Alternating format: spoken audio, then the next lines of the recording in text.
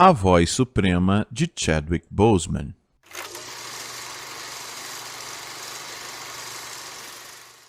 Olá galera, sou eu, Fábio Guimarães, esse é o Momento Cinema e hoje eu venho trazer para vocês um dos filmes Netflix do ano que, sem dúvida, vão brigar para o Oscar de melhor filme, que é A Voz Suprema do Blues. Esse filme, baseado na peça de August Wilson, vai trazer uma personagem real que existiu, a Ma Rainey, uma grande cantora de blues da década de 1920 nos Estados Unidos, e exatamente nessa ambientação em que o filme se passa, num dia de gravação dela com o seu quarteto, em que embates acontecerão e o tema do preconceito estrutural vai se desenvolver no transcorrer da trama. Abaixo da média, eu vou colocar a questão do enredo do final do filme. Eu entendi as ações que levam o personagem a tomar uma determinada atitude, mas eu não comprei, ela não é believable, né? E olha que eu não sou contra a artificialidade, mas aqui é um contraponto com a realidade e o realismo do filme, né? Então não comprei, não sei se na peça há o mesmo final, acho que o filme poderia ter tomado um outro caminho mais realista para que a gente comprasse isso, né, no tom que o filme trouxe. Então não comprei muito o final. E o outro elemento abaixo na média foi o caminho narrativo da personagem Dulcie May, vivida pela atriz Taylor Page. Veja, ela está até bem no filme, não é essa a questão. É o caminho narrativo dela. É ela que tem claramente no início um papel importante na relação com a Ma Rainey. No meio, ela vai ter um outro elemento que vai se distanciar disso e que aparentemente ia provocar um grande conflito. O que não aconteceu, ela foi esquecida. Então, achei que ficou um pouco perdido ali a questão dela da trama. Entendo que talvez ela venha para criticar uma questão de hipersexualização, ok? Mas ficou um pouco perdido na trama. Na média, o que eu vou colocar são as cenas exteriores.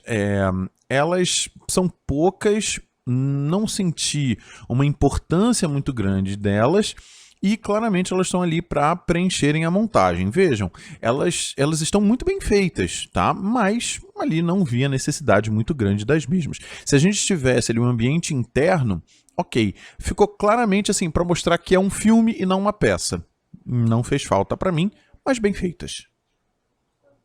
Agora, A Voz Suprema do Blues é um filme que tem vários elementos acima da média. É um grande filme. Eu vou começar com a direção do George C. Wolfe, que não fez grandes projetos até aqui. A gente vai lembrar de Noites de Tormenta, de 2008, e Um Momento Pode Mudar Tudo, de 2014. São dois bons filmes, mas que não chamaram atenção nem de público, nem de crítica. Aqui, sem dúvida, ele tem o seu melhor trabalho. E quais são as grandes qualidades do George C. Wolfe aqui? Primeiro, a gente tem que lembrar que é uma adaptação de peça e ele faz isso no cinema com muito dinamismo. A câmera se movimenta o tempo inteiro. A gente tem longos takes, mas eles não são cansativos, exatamente porque ele faz esse corte e recorte dos personagens o tempo todo com a câmera. O que é legal porque a gente também percebe ali o que os outros personagens estão pensando da ação principal que está acontecendo na cena. É muito interessante, claro que isso é mérito da montagem também, tá? Além disso, outra grande qualidade do George C. Wolfe aqui é o uso do primeiro plano, como não poderia ser diferente nos grandes monólogos, né? E aqui a gente tem alguns, né, no plural, que mais uma vez não são cansativos, muito pelo contrário, eles te prendem, tá? E ele favorece muito um dos pontos principais desse filme, que são as grandes atuações.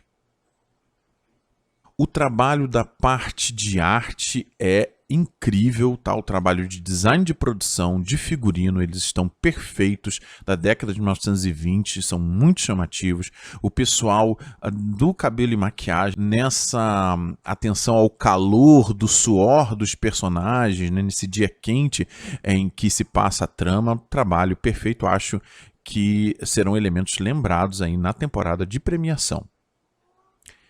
Também gosto bastante da fotografia, que remete a algo teatral e combinando com a luz ambiente do cinema.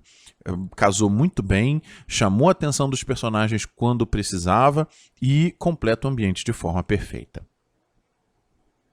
O elenco coadjuvante é muito bom, principalmente o trio que faz a banda da Ma Rainey, com os atores Colman Domingo vivendo o personagem Cutler, o Michael Potts vivendo o personagem Slow Drags e principalmente o ator Glyn Turman vivendo o Toledo, que também tem monólogos muito interessantes na trama. Ele é muito bom, principalmente o Glyn Turman, ele tá ótimo e quem sabe, né, não sei, ele não tem sido muito falado, mas eu acho que ele poderia ser pensado para ator coadjuvante, não para vencer, mas para ser lembrado, que eu acho que ele chama bastante atenção no filme, gosto muito desse trio. Agora, um dos pontos fortes desse filme é a questão da temática do racismo estrutural. E aqui no filme a gente tem metáforas para trabalhar esse tema, né? Principalmente na caracterização rígida, forte, em momentos grosseira da Ma Rainey, que tem toda uma justificativa na trama, ela é bem clara. Na vivência do Levi, né, que é o personagem do Chadwick Boseman, que eu já vou falar já, toda a vivência dele, toda a história de vida dele vai criar o conceito de preconceito estrutural social, né, então é muito forte isso dentro da trama. A relação entre a Ma Rainey e os produtores ali do disco, você vê claramente os bloqueios que são, né, cercas que precisam ser ultrapassadas, de como as relações entre brancos e negros se constroem nos Estados Unidos, é perfeito isso, tá? Outro tema muito forte aqui que se liga a essa questão do preconceito estrutural é a religiosidade, e há uma crítica muito grande à religiosidade passiva, de aceitar as mazelas da vida porque temos um sistema preconceituoso, então é muito interessante. Ele não critica Deus e a fé, mas sim a religiosidade passiva, isso é bem interessante, tá? Quem acha que ele está criticando Deus, até pelas falas, não é, e sim uma cultura passiva de aceitação que não necessariamente se liga à fé, né? É uma questão de compreender ali o que a trama está colocando. E a cena final, veja, não é a questão do enredo final que eu falei abaixo da média, é a cena mesmo final, tá? Que tem um outro grupo cantando, né? E vocês vão entender, eu não vou contar aqui. Essa cena final claramente demonstra que o filme é sobre essa questão do racismo estrutural. Muito bem definido, um dos autores que mais evidenciaram essa voz, que foi o August Wilson. Então, é uma belíssima narrativa. Agora, claro que os dois pontos principais desse filme são os dois atores. Primeiro, a Viola Davis, ela está muito bem caracterizada, o trabalho físico dela com a Ma Rainey é incrível. Já falei do trabalho de maquiagem, mas ela faz, né, um endurecimento no rosto, o rosto dela está sempre rígido para baixo, desconfiado, é impressionante o trabalho de olhos que a Viola Davis faz, o trabalho de voz dela, de tornar a voz mais grave, né? Apesar, né, dessa percepção de que não é ela que canta, mas isso não nem um pouco tira o brilho da atuação dela. Sem dúvida, ela vai ser lembrada aí na temporada de premiações. E aquela cena do diálogo entre ela e o Cutler, né, que é muito elucidativo, é um show de atuação dessa grande atriz icônica hoje, que é a Viola Davis. Mas, queridos, eu tenho que terminar esse programa falando do que é a voz suprema do blues, como é o título desse programa. O grande nome desse filme se chama Chadwick Boseman. Que ele era bom ator, todo mundo sabia, não só pelo Pantera Negra, que foi o filme que mais chamou a sua atenção, mas por todos, Marshall e tantos outros filmes que ele fez em sua carreira, que ele é brilhante. Eu até fiz uma postagem no Instagram falando sobre esses grandes filmes do Chadwick Boseman. E aqui ele tem um levante absurdo. O Levi é um personagem que demonstra de forma exterior fortaleza, malandragem, ironia, tá?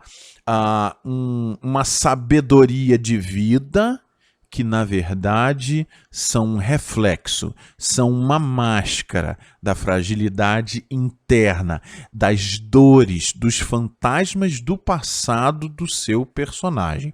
E é incrível como a gente consegue perceber tanto essa tentativa de fortaleza dele, que ele demonstra, mas ao mesmo tempo, sempre ali, num sorriso de canto de boca, em algum olhar diferenciado, em ações repetitivas do próprio personagem, a gente vê que, na verdade, ele é um ser fragilizado por toda a opressão preconceituosa que ele viveu. É um show, é um espetáculo de Chadwick Boseman na tela. Para mim, é um Oscar que já levou, né? É um Oscar que já aconteceu. O Oscar de melhor ator para o Chadwick Boseman. Não acho que ninguém vá brigar com ele para vencer esse prêmio, até porque, queridos, é muito merecido, né? Infelizmente, um ator que nos deixou muito cedo, a gente ainda teria muitos grandes papéis do Chadwick Boseman, mas eu acho que, por toda a história dele, a Academia vai presenteá-lo com esse Oscar póstumo. Queridos, eu sou Fábio Guimarães e a gente se vê no cinema.